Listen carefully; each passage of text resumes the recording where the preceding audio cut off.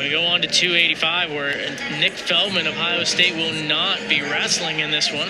It'll be Dayton Pitzer taking on Hogan Swenski. And you saw sort of the shots from maxed out there. You can sense a little bit of the frustration from him. He wanted bonus, came very close to it, but not there at 197. Stout gets the decision win over Rogotsky. As you said, gives us Swenski and Pitzer here at the heavyweight. And this was an interesting one, Greg, as you alluded to there. Pitzer and Nick Feldman for Ohio State, both of those guys top 15 in the country at the heavyweight class, but both dealing with some minor injuries. And throughout the lead up throughout this week, we weren't sure if we would see both of them go, if we would see neither of them go. And ultimately, we learn now that it will be Pitzer, but not going up against Feldman. It is Swenski.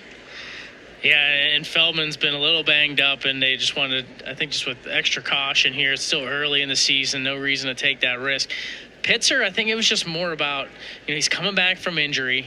You don't want to rush him too much, so you want to make sure that you're kind of taking your time and making sure he's ready come, once January and you get into the heart of the season. So it'll be interesting to see what he does when you get to some of these open tournaments, right? They've held him out so far, have wrestled him duels, but not trying to have him back-to-back matches.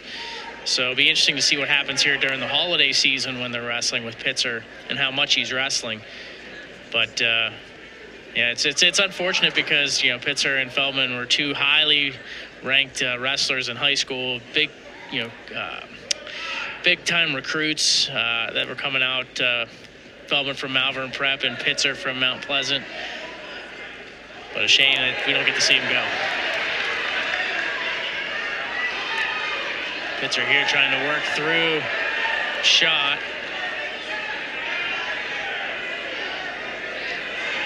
Trying to rock him back a little bit.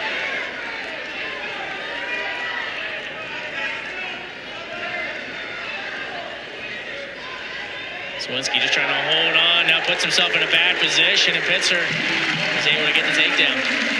Well done by Pitzer to execute. 2 minutes in here, first period, gets the 3. Starts out with the lead against Swenski.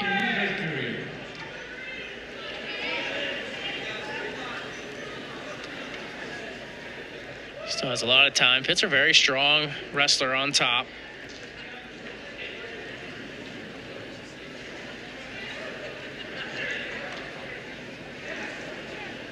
Trying to work with a crossface and see if he might be able to get anything towards a crossface cradle of some sort. That was his big move in his younger days in high school, was the cradle. Bit tougher to do in college. You've been watching him for a long time, huh? Yeah, no doubt about it. Tremendous wrestler. And obviously he's still adjusting, right? At the 285 pounds. He's a lighter heavyweight. They knew that when they recruited him and why they redshirted him. So he just kind of slowly rocking the body back and had nice positioning here, did Pitzer. Made sure not to let Swenski get those ankles and then able to finish. Swenski doesn't want to be underneath a Pitzer, so back on their feet. And you mentioned the injury Pitzer coming off last season against Colton Schultz of Arizona State here in the Fitzgerald Fieldhouse. Stalling call on Swenski, and Pitzer in on the ankles once again.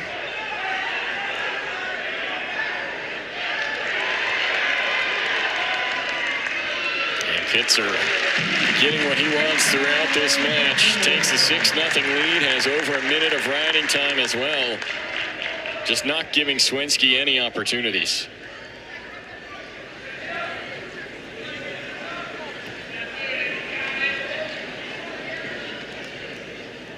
Now he's trying to work arm bars and just trying to applying pressure forward here.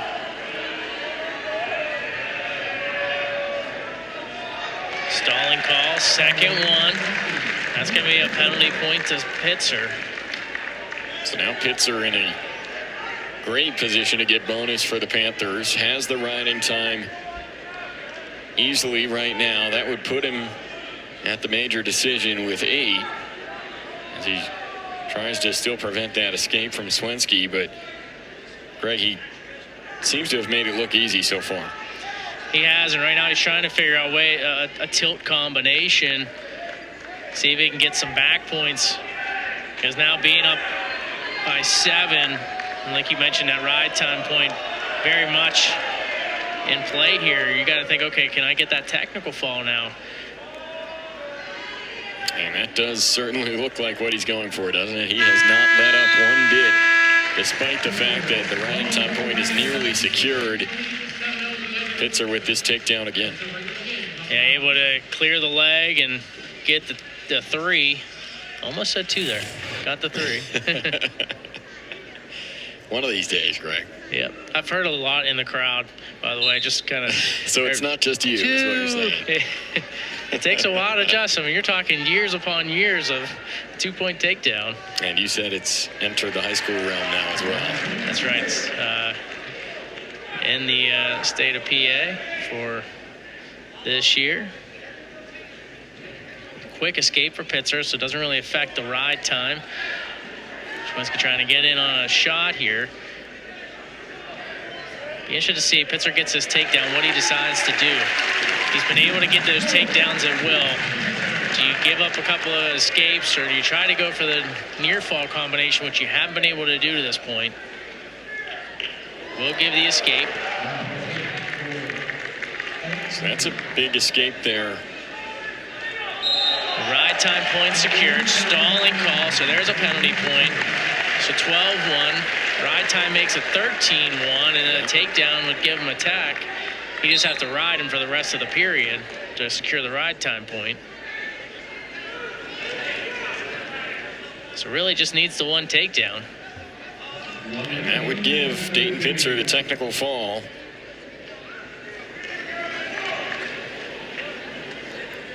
Which would be very pivotal for the course of the duel. Panthers have won every match so far, but have not gotten any bonus points, and looks like that's about to change here with Dayton Pitzer's big lead over Swenski. He's got plenty of time to still get that takedown. There's a shot, and Swenski just looks like he's running out of gas a little bit here. So Pitzer should be able to finish this one. He will. Now he's just got to ride for the last 25 seconds, and he'll have the technical fall.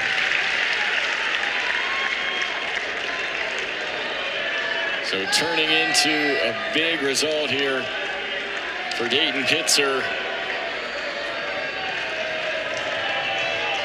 As long as he doesn't let Swenski get out, he's going to have the tech fall, and that's just what it'll be. Dayton Pitzer with a statement win here at heavyweight over Hogan Swenski.